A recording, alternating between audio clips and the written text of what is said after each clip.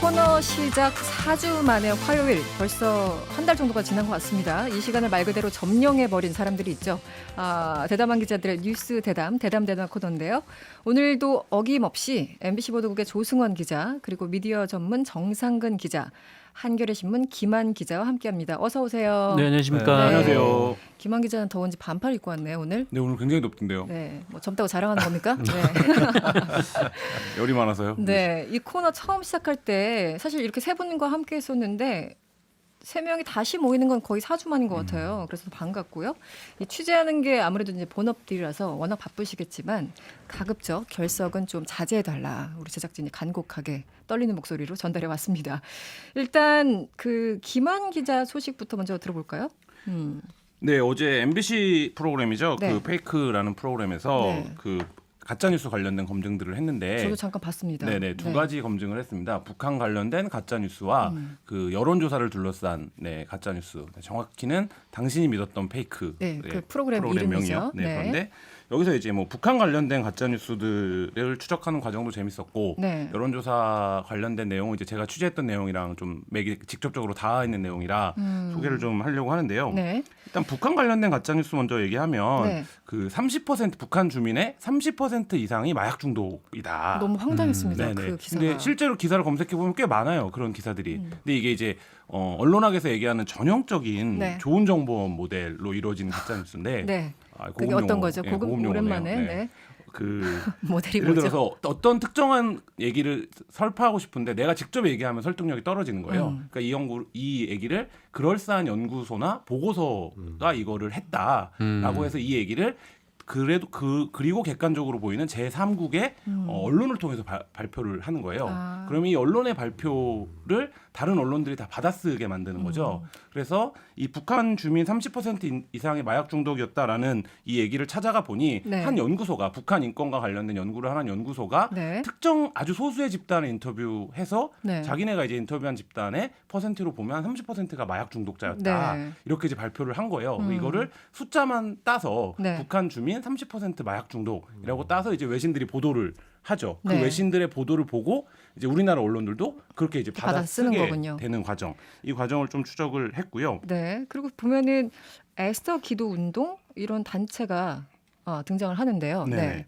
이거는 뭐 북한 관련된 뉴스랑은 상관없이 네. 에스더 기도 운동은 이제 지난해 그 한겨레 신문 이제 제가 있었던 팀에서 네. 가짜 뉴스의 뿌리를 찾아서라는 이제 예, 봤습니다. 누가 이제 한국 사회에서 가짜 뉴스를 네. 만들고 유포하는가를 탐사 취재한 적이 있었는데요.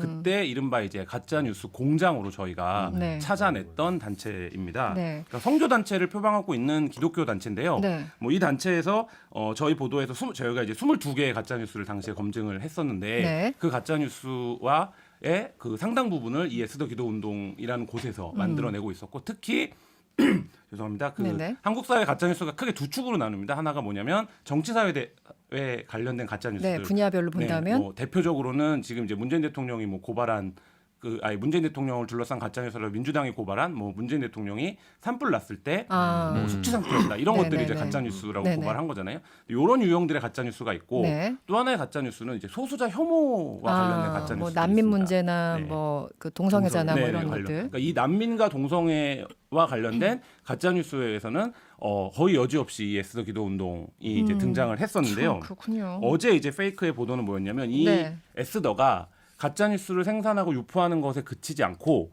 직접 여론조사 기관을 만들어서 네. 일반적인 여론조사와는 굉장히 동떨어진 결과를 만들어내는 이 여론조사 기관을 운영했던 것이 아니냐 이 의혹을 이제 제기를 한 거죠. 그랬군요. 여론조사까지 가면은 굉장히 좀 사업을 확장하고 있는 그런 상황이네요. 가짜뉴스와 관련된 이제 풀 컨벤션을 만들었다고 네, 네. 해야 되나 뭐. 그러니까 그렇습니다. 아주 시스템화되고 있는데 네. 구체적으로 어떻게 되고 있는 거죠? 가짜뉴스를 어떤 식으로 만들고 유통시키는지 지금 잠깐 뭐 일단은 네네. 말씀하셨지만 그러니까 예를 들면 네. 난민이 제주도에 예멘 난민이 입국을 했을 때 네. 입국을 하자마자 굉장히 다양한 버전의 난민 관련된 가짜 뉴스들이 의외였어요. 유통이 됐어요. 그래서 네. 그 전까지는 한국 사회가 사실 난민을 고민해 본 적이 없어요. 왜냐하면 없죠. 한국 사회는 난민과 상관없는 어떤 그 지리적 위치를 갖고 있었기 때문에. 그랬죠. 근데 네. 난민이 입국하자마자 갑자기 뭐 난민이 입국하면 성범죄율이 높아진다. 난민이 입국하면 뭐 성과 관련된 여러 가지 막 이렇게 네. 입에 담기 힘든 가짜 뉴스들이 뭐 외국에서 외신, 네. 뭐 성폭행을 많이 했다더라부터 네네. 해가지고 말도 안 되는 기사들이 그때 네네. 많았었죠. 돌았는데 저희가 이제 그때 이걸 도대체 누가 퍼뜨리는 거냐 이렇게 조직적으로라고 추적을 시작을 했던 거거든요. 네.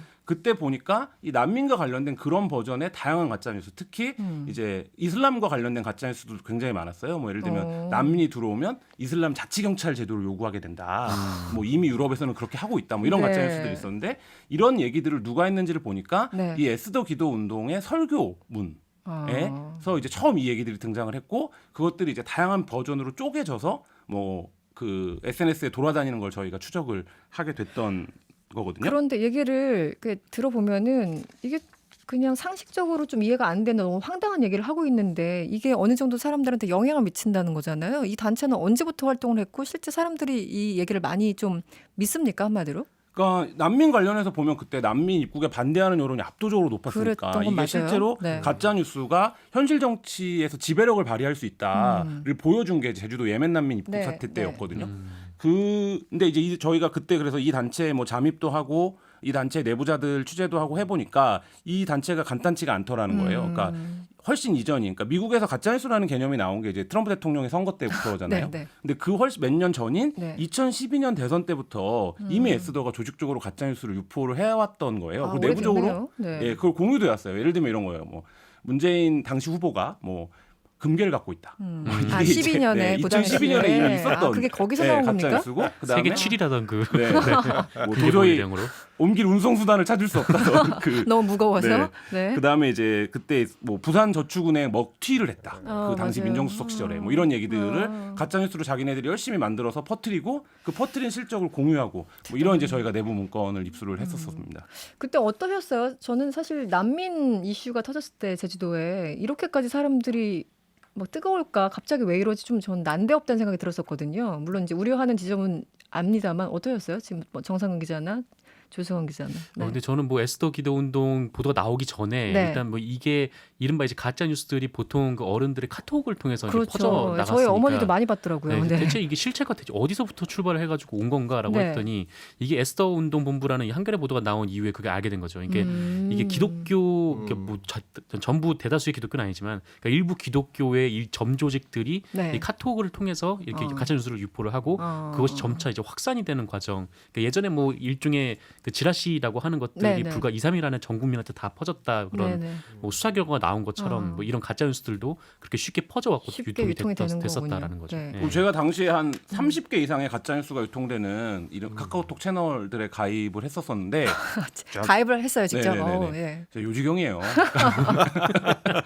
굉장히 정말 극한 네. 직업을 갖고 계시는군요. 아, 극한 네. 직업이에요. 그러니까 순식간에 몇백 개씩이 와요. 들어와요? 네, 어. 그 내용들이. 근데 이제 저희가 그때 가짜 뉴스를 보시는 분들도 많이 인터뷰를 했는데 왜 보시냐라고 했는데 자식들 전화도 안 오고 적적한데 이렇게 세상 돌아가는 소식을 다 알려주고 뉴스에 안 나오는 얘기들도 내가 다 안다 이런 걸 받아갖고 이렇게 얘기를 하시는 모습을 보면서 그냥 기자이자 한 사람의 시민으로서 좀 고민이 되더라고요. 씁쓸한 이게 부분이네요, 또. 어떤 미디어 소외를 경험하시고 계신 분들이 이걸 통해서 내가 세상과 소통하고 있다라는 이제 느낌을 갖는 그렇군요. 거예요. 근데 이걸 이제 우리가 어떻게 극복할 수 있는가 뭐 이런 부분들에 대해서 좀 뭐 고민을 하게 됐습니다. 그런데 이 에스더가 운영하는 유튜브 채널도 있습니까?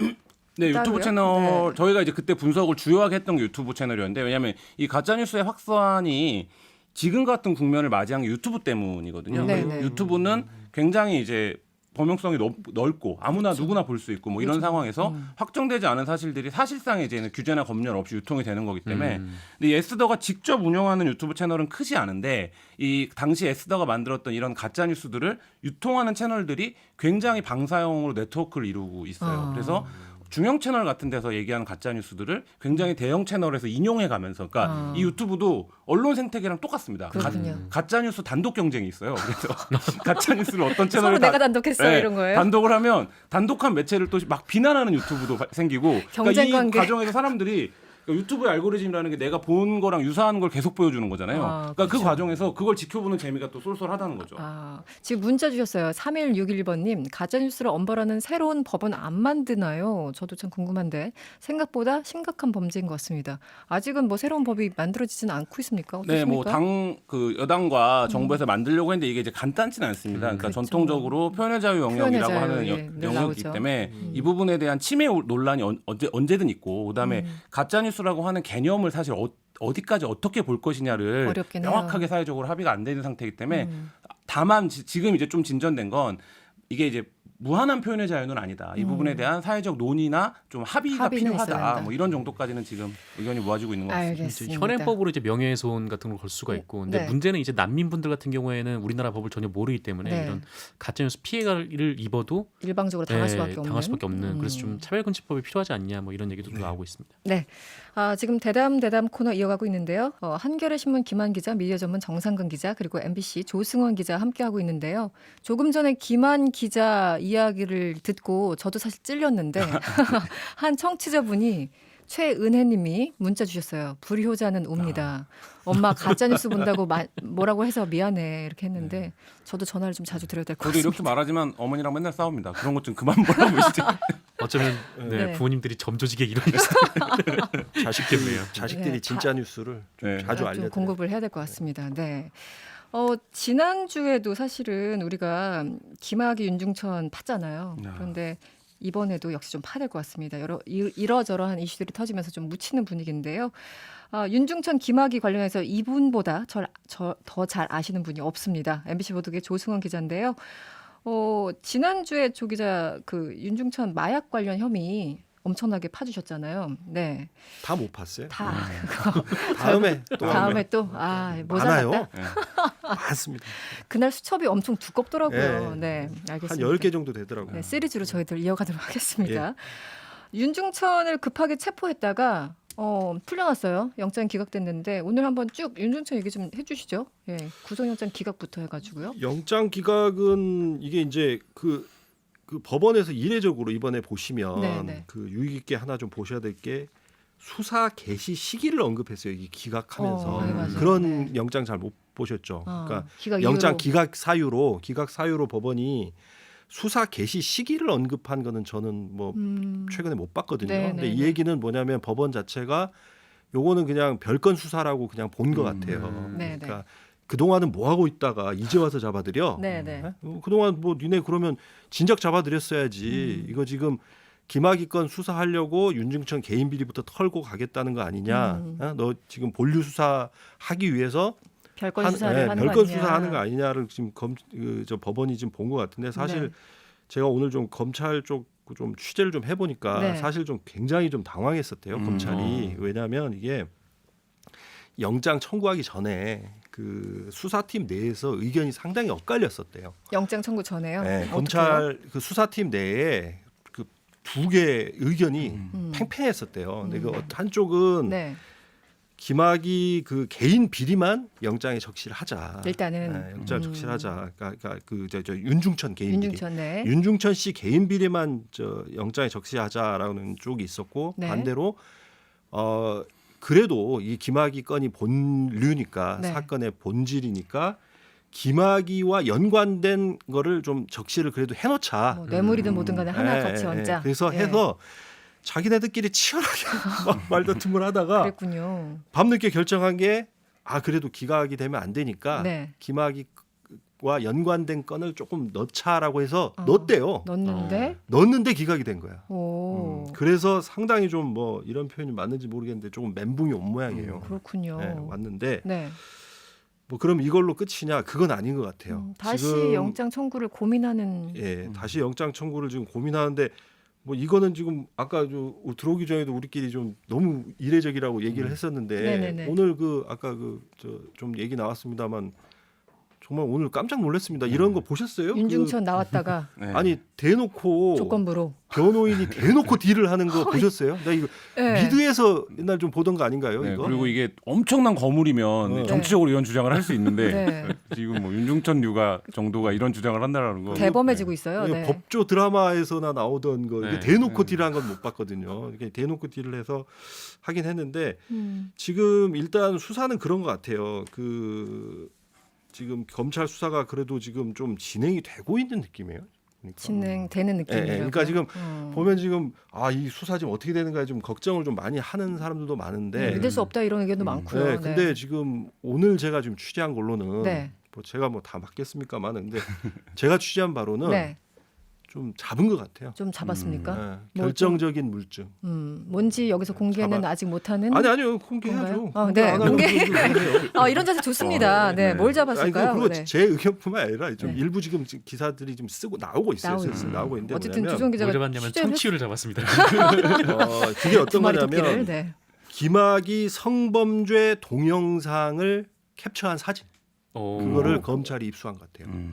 그 이전에는 확보하지 못했던 못했던 거를 거. 어떻게 입수했나요? 그러니까 지금까지 나온 동영상이라고 우리가 얘기하는 거는 그 별장에서 네. 네. 그 성접대 동영상, 네네. 그 마이크 잡고 노래 부르는 YTN에서 네. 공개했던 그 영상이라고 생각하는데 사실 이 영상은 촬영 시점이 2006년도 8월에서 9월로 추정이 되거든요. 네. 그래서 이거는 그 법적인 어떤 그 성범죄의 법적 증거로 직접 증거로 채택하기는 좀 어려워요. 왜냐하면 그 성범죄 피해자들이 진술하는 시점은 2007년도 이후부터 확보가 돼 있기 때문에 네.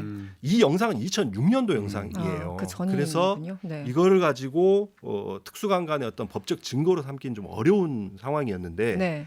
이번에 확보한 영상은 2008년도 1월달 오. 영상이라는 거예요. 네, 그래서 다르네요 시기가. 그때 당시 피해자가 그 오피스텔 이게 이제 윤중천 씨가 마련해준 오피스텔이거든요. 네네. 근데 그 거기에 gat혀서 이 피해자 주장은 거기서 거의 노예와 같은 생활을 했다라는 거잖아요. 1년 반 정도. 네. 그렇죠. 1년 반에서 거의 한 2년 가까이 네. 했다는 건데 거기서 촬영된 영상의 오.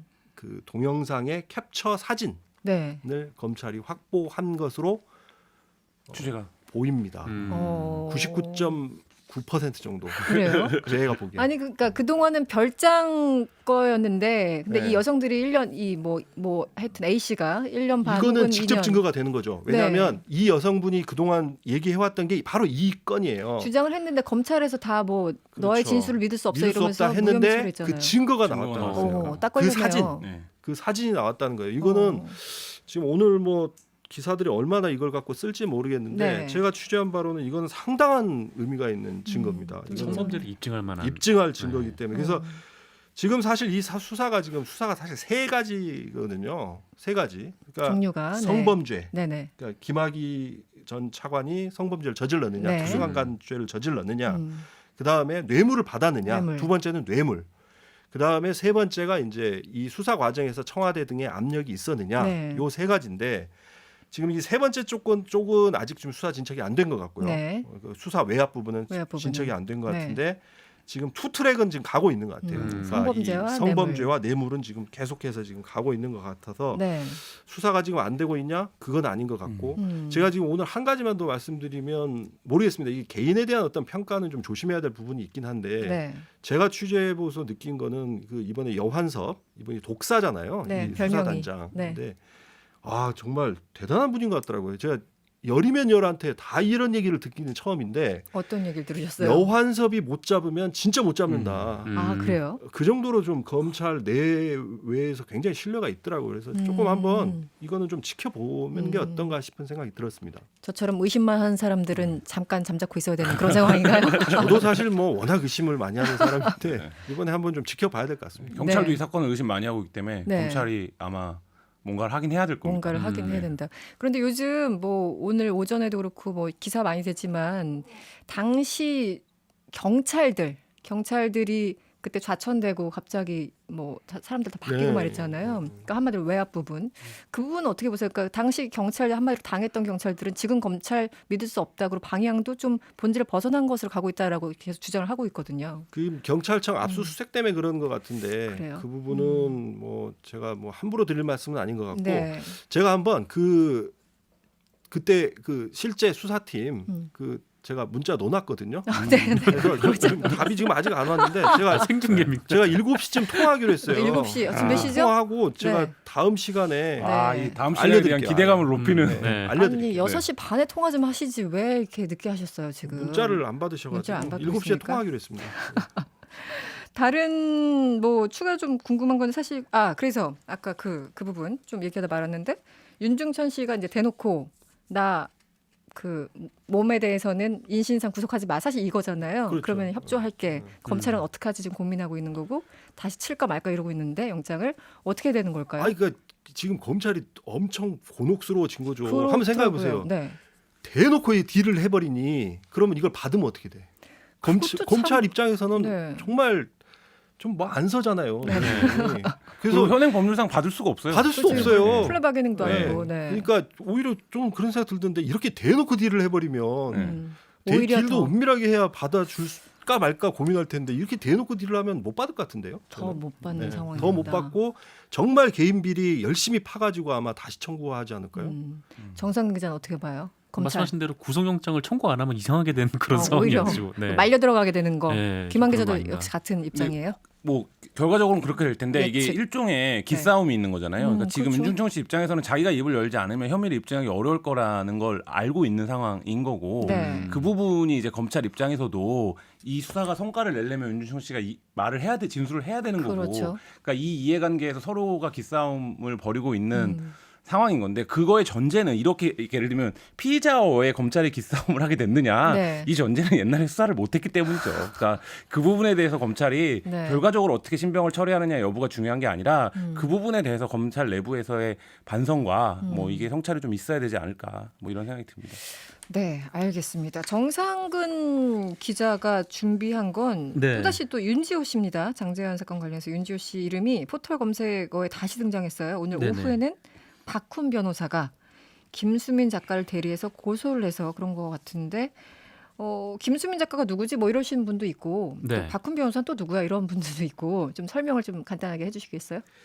네, 그러니까 네, 무슨 일인지? 네. 이게 굉장히 좀 뭐랄까요? 하여튼 굉장히 좀 오래된 관계인 것 같더라고요. 김수민 작가, 그러니까 김수민 씨는 작가인데 작가. 이번에 이제 윤지호 씨가 책을 내는데 어느 정도 일정 정도 좀 도움을 준 것 같아요. 네. 뭐 일정 정도 도움을 줬다는 거는 뭐 김수민 씨나 윤지호 씨 둘 다 뭐 인정하는. 같은 얘기를 하고 있는 것 같고, 네. 그리고 박훈 변호사는 뭐 이제 그 이후에 이제 김수민 작가가 이 윤지호 씨의 증언의 신빙성에 대한 문제를 좀 제기하기 시작하자 이제 박훈 변호사가 이 김수민 씨의 얘기를 받아서 좀 윤지호 씨에 대한 문제를 계속 좀 제기를 했던 네. 좀 그런 부분이 있는 거죠. 그래서 변호를 맡기로 했군요, 제대로. 네네. 네. 그래서 고소를 하게 된 거는 윤지호 씨가 김수민 작가에 대한 명예훼손을 저질렀다라는 네. 건데.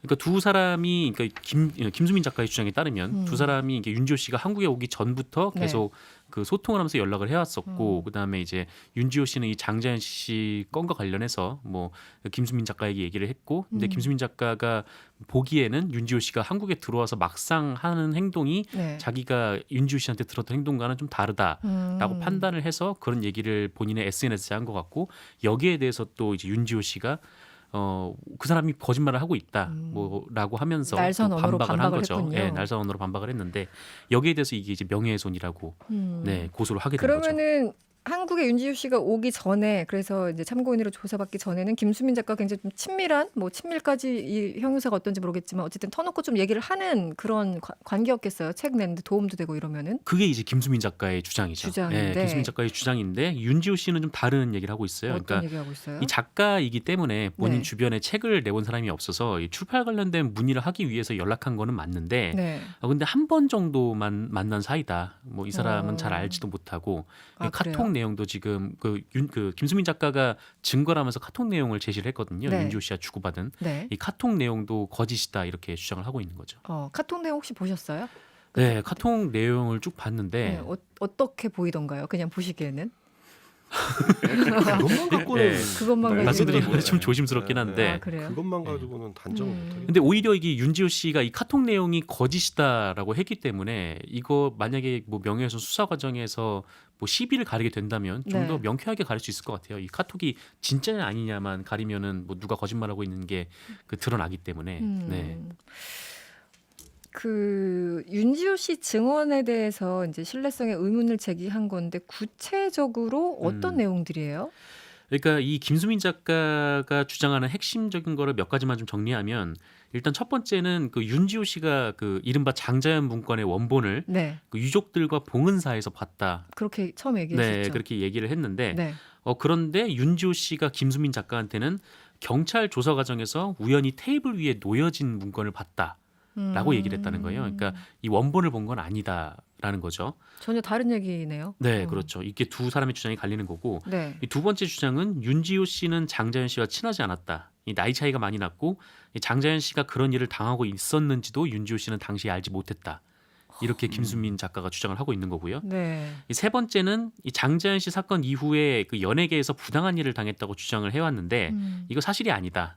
뭐 한국에서 일이 안 풀려서 뭐 부모님이 위약금을 내고 네. 외국으로 돌아가 살고 있었고 또 여러 가지 활동도 이후에 해가면서 뭐 잘 살고 있었다라는 거고 또 네 번째는 이 두 차례 신변 위협이 있었다라는 윤지호 씨의 주장도 사실이 아니다. 한국에 왔을 때 신변 위협. 이 뉴스룸에서 부분인가 봐요? 보도됐던 그 네네네. 사진을 얘기하는 건데 아, 이 교통사고는 단순한 빙판길 사고였고 뭐 상대 차 번호까지 나올 정도로 아, 그래요? 네, 이게 위협적인 모습이 아니었다라는 음. 거였고 이 마지막으로는 이 방송에서 나온 윤지호 씨의 모든 모습인 이 연출이 된 것이다. 예, 본인은 이 사건을 이용해서 뭐 일종의 한 몫을 잡으려고 했고 뭐 이런 모습을 두고 넘길 수가 없어 뭐 본인이 폭로를 하게 된 것이다. 네. 이게 이제 김수민 작가의 주장입니다. 이게 어느 정도 뭐 아리까리한 그런 게 아니라 진술이 완전히 엇갈려서 네. 좀 그동안 계속 윤지호 씨의 발언을 들어왔던 저 같은 사람으로서는 굉장히 좀 헷갈리는 문제네요. 그렇죠. 저도 좀 혼란스러운데. 네, 어디서? 근데 어쨌든 이 김수민 작가의 주장을 뒷받침하는 것들이 다 카톡 내용이기 때문에 네. 이 윤지호 씨는 이 카톡 내용이 사실이 아니다라고 하고 있죠. 그러니까 주장을 뭐 처음부터 끝까지 다 부인을 하고 있는 좀 그런 완전 상황이 반대 얘기를 하고 있네요. 그런 상황입니다. 조승훈 기자 어떻게 해야 돼요? 이런 사건은?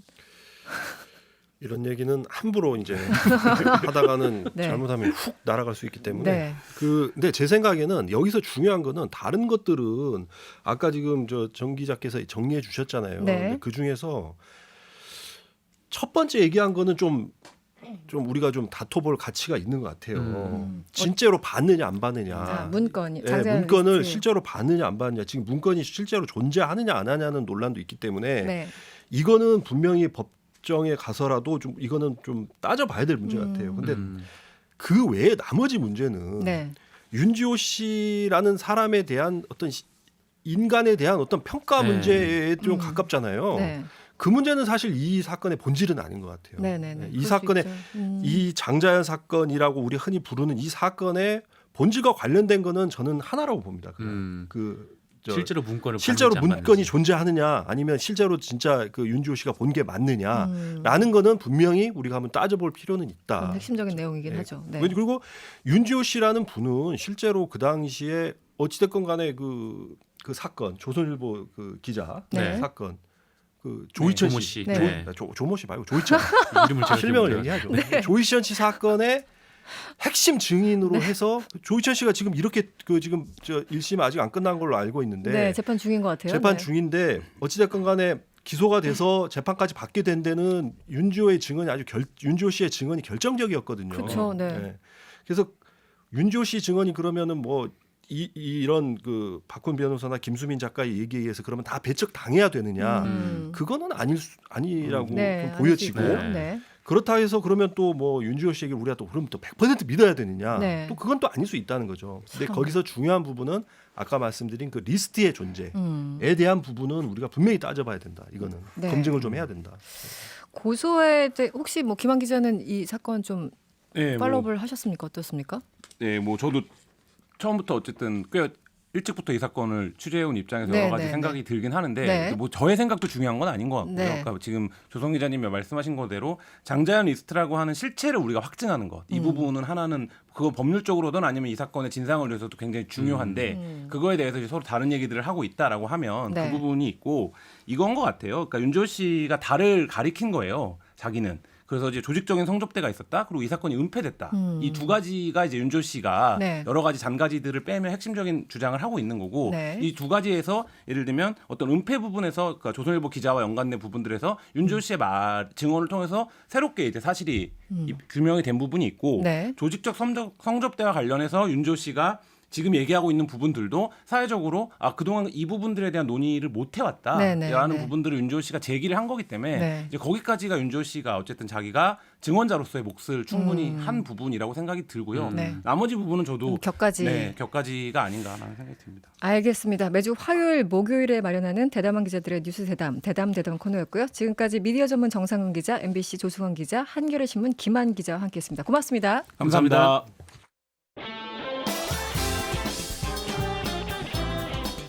여러분의 퇴근길을 꽉 채워드립니다. 평일 저녁 6시 5분 이승원의 세계는 그리고 우리는